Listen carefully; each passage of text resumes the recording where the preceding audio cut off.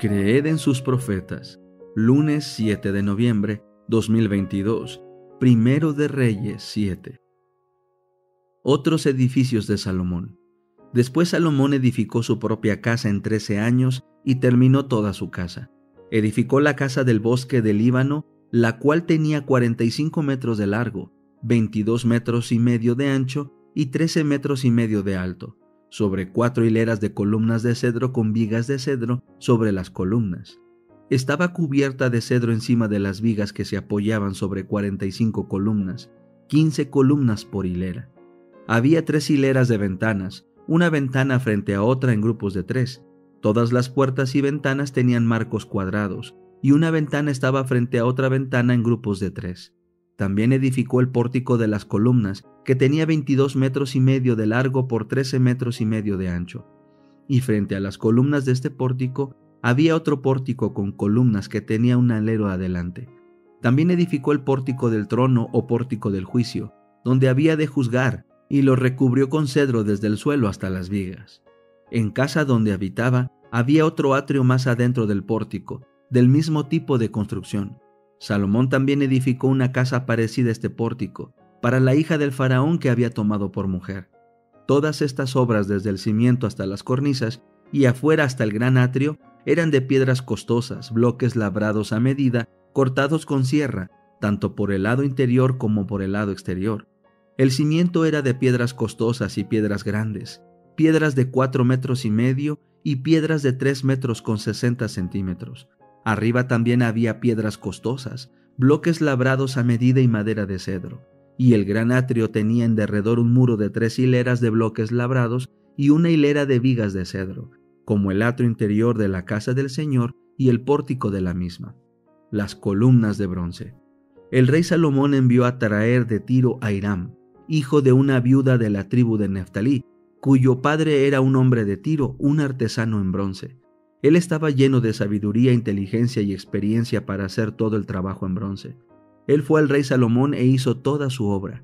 Hiram modeló las 2 columnas de bronce. Cada columna tenía 8 metros de alto y una circunferencia de 5 metros y medio. Hizo también 2 capiteles de bronce fundido para que fueran puestos sobre la parte superior de las columnas. Un capitel tenía 2 metros con 25 centímetros de alto y el otro capitel también tenía 2 metros con 25 centímetros de alto. Los capiteles que estaban en la parte superior de las columnas tenían redes de trenzas en forma de cadenillas, 7 para un capitel y 7 para el otro capitel.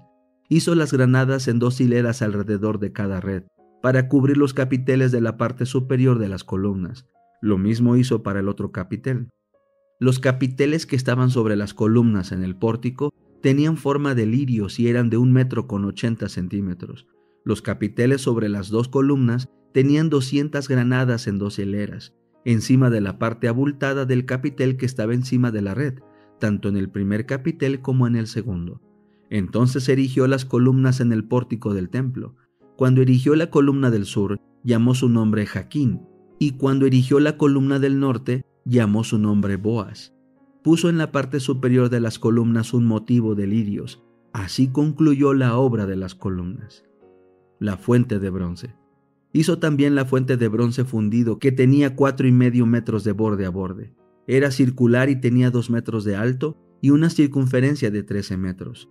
Había motivos de calabazas por debajo y alrededor del borde en número de 10 por cada codo, dispuestas en 2 hileras de calabazas alrededor de la fuente, las cuales habían sido fundidas en una sola pieza con ella.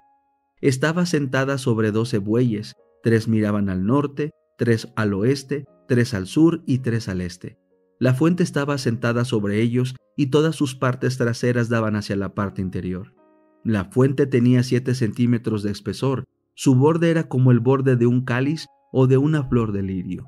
Tenía una capacidad de 44,000 litros. Las 10 pilas con bases móviles. Hizo también 10 bases de bronce. Cada base tenía 1 metro con 80 centímetros de largo, 1 metro con 80 centímetros de ancho y 1 metro con 35 centímetros de alto. Este era el diseño de las bases. Tenía marcos y los marcos estaban entre los paneles, y sobre los marcos que había entre los paneles había figuras de leones, bueyes y querubines, y sobre los paneles Tanto encima como debajo de los leones y de los bueyes había guirnaldas en bajo relieve. Cada base tenía 4 ruedas de bronce con ejes de bronce. En sus 4 patas había unos soportes debajo de la pila. Estos soportes eran de bronce fundido y tenían guirnaldas a cada lado. Su abertura sobresalía del interior 45 centímetros a manera de capitel. Su abertura era redonda, hecha como una base de 68 centímetros de diámetro. También alrededor de su abertura había bajorrelieves. Sus marcos eran cuadrados, no redondos. Las 4 ruedas estaban debajo de los marcos. Los ejes de las ruedas salían de la base. Cada rueda tenía 68 centímetros de alto. El diseño de las ruedas era como el de las ruedas de un carro. Sus ejes, sus aros, sus rayos y sus cubos eran todos de metal fundido. También los 4 soportes de las 4 esquinas de cada base salían de la misma base. En la parte superior de la base había un soporte circular de 23 centímetros de alto, y sobre la base había soportes y marcos que salían de la misma. Sobre las planchas de sus soportes y de sus marcos grabó querubines, leones y palmeras, según el espacio de cada uno, con guirnaldas en derredor. De esta manera hizo las 10 bases del mismo metal fundido, de la misma medida y de la misma forma. Hizo también 10 pilas de bronce. Cada una tenía una capacidad de 880 litros. Cada pila tenía 1 metro con 80 centímetros de circunferencia. Colocó una pila sobre cada una de las 10 bases. Después puso 5 bases al lado sur del templo y las otras 5 al lado norte del templo, y puso la fuente al lado sur del templo hacia el sureste. Objetos de bronce para el templo. Hiram también hizo las ollas, las palas y los tazones. Así terminó Hiram de hacer toda la obra que hizo para el rey Salomón en la casa del Señor. Las 2 columnas, los tazones de los capiteles que estaban en la parte superior de las 2 columnas, y las 2 redes que cubrían los 2 tazones de los capiteles que estaban en la parte superior de las columnas, las 400 granadas para las 2 redes, 2 hileras de granadas para cada red, para cubrir los 2 tazones de los capiteles que estaban en la parte superior de las columnas, las 10 bases y las 10 pilas sobre las bases, la fuente con los 12 bueyes debajo de la fuente, las ollas, las palas y los tazones.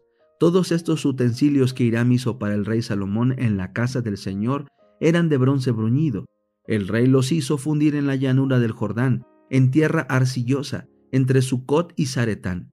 Salomón dejó de pesar todos estos utensilios por su gran cantidad. No se averiguó el peso del bronce. Objetos de oro para el santuario. Salomón también hizo todos los utensilios de la casa del Señor, el altar de oro, la mesa de oro sobre la cual estaba el pan de la presencia, 5 candelabros de oro puro que estaban al sur y otros 5 al norte, delante del santuario interior, con las flores, las lámparas y las tenazas de oro. Asimismo hizo de oro puro las copas, las despabiladeras, los tazones, las cucharas y los incensarios. También eran de oro los goznes de las puertas de la sala interior, el lugar santísimo y los de las puertas de la sala del templo. Así se terminó toda la obra que el rey Salomón hizo para la casa del Señor. Entonces Salomón introdujo las cosas que su padre David había consagrado y puso la plata, el oro y los utensilios en los tesoros de la casa del Señor. Eventos de los últimos días. Capítulo 4. La Iglesia de Dios de los últimos días. Razones de la organización de la Iglesia Adventista del Séptimo Día. A medida que nuestros miembros fueron aumentando, resultó evidente que sin alguna forma de organización habría gran confusión, y la obra no se realizaría con éxito. La organización era indispensable para proporcionar sostén al ministerio, para dirigir la obra en nuevos territorios, para proteger tanto a las iglesias como a los ministros de los miembros indignos, para retener las propiedades de la iglesia, para la publicación de la verdad por medio de la prensa y para muchos otros objetos. Nos fue dada luz por su espíritu en el sentido de que debía haber orden y disciplina cabal en la iglesia. La organización era esencial. El sistema y el orden se manifiestan en todas las obras de Dios y a través del universo. El orden es la ley del cielo y debe ser la ley del pueblo de Dios en la tierra. La organización siempre será esencial. A menos que las iglesias estén organizadas de tal manera que puedan establecer e imponer el orden, no tienen ninguna esperanza que abrigar para el futuro. Oh, cómo se regocijaría Satanás si lograse tener éxito en sus esfuerzos para penetrar entre este pueblo y desorganizar la obra en un tiempo en que la organización esmerada es esencial y constituirá el mayor poder para evitar los movimientos espurios y refutar los acertos que no son apoyados por la palabra de Dios. Necesitamos sostener en forma pareja las riendas, a fin de que no se quebrante el sistema de organización y orden que fue edificado por una labor sobria y cuidadosa. No se debe dar licencia a los elementos desordenados que desean controlar la obra en este tiempo. Algunos han sostenido que a medida que nos acerquemos al fin del tiempo, cada hijo de Dios actuará independientemente de cualquier organización religiosa. Pero el Señor me ha indicado que en esta obra no hay tal cosa como que cada hombre sea independiente. A medida que nos acerquemos a la crisis final, en lugar del sentimiento de que hay menos necesidad de orden y armonía de acción, debemos ser más sistemáticos de lo que hemos sido hasta ahora.